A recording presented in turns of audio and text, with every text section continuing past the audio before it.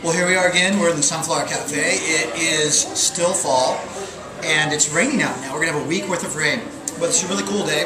We have TJ here, and TJ is from Domaine Carneros. Yes, good stuff. Domaine Carneros is known for doing what kind of wines? Well, James, Domaine Carneros, we're located right in Napa Valley on the road between Napa and Sonoma. We have 300 acres of estate vineyard, all organically farmed. We grow 2 varieties, Chardonnay and Pinot Noir. So we specialize in the bubblies. You can see here we've got our Brut and our Rosé, and we do about 5 different Pinot Noirs as well. Oh, love the bubbly, love the Pinot, so this is going to be really fun.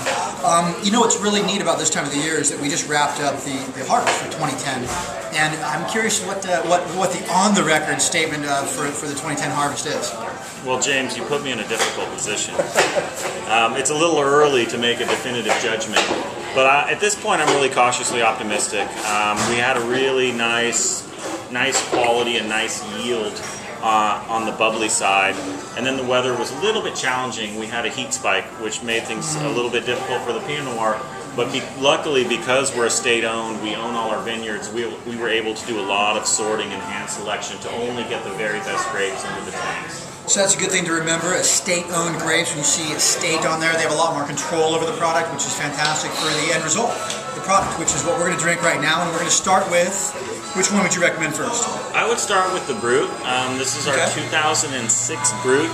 You know, when you're tasting Domaine Carneros bubbly, there's 3 points that I like to make. It's always going to be vintage dated, which is unusual. So, I mean, look, 2011 is right around the corner. We're drinking an 06 Brut. That means that it was aged in this bottle underneath our chateau for 3 years. And that's going to build in all the nutty, toasty, creamy flavors that are going to complement the pear and the stone fruit and the citrus. Let's go. Let's taste it. Give it a taste. We're going to make sure that you viewers at home, in this case, Haley will be that, can taste that as well. So here we go. So the 06 Brut.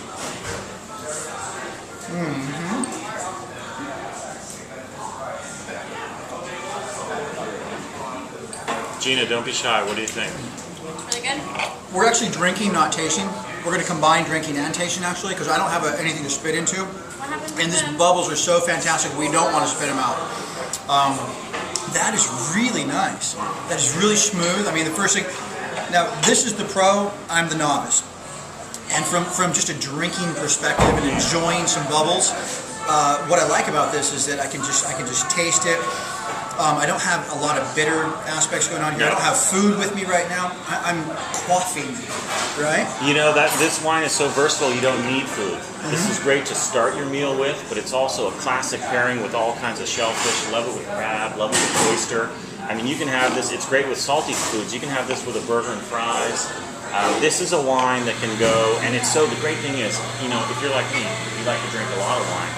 The alcohol's only 11.5, 12%. Oh, bring it on. You can enjoy a lot of it, and then move on to perhaps maybe a Pinot Noir later in the meal. Beautiful, nice progression here. So we're covering all the bases. So the next one we're going to taste is the Rosé. Yep, Rosé. You know, the Rosé is having such a surge in popularity right now. It's so exciting. In the past, the biggest difficulty was to get people to taste it because they think, oh, it's pink, oh, it's tacky.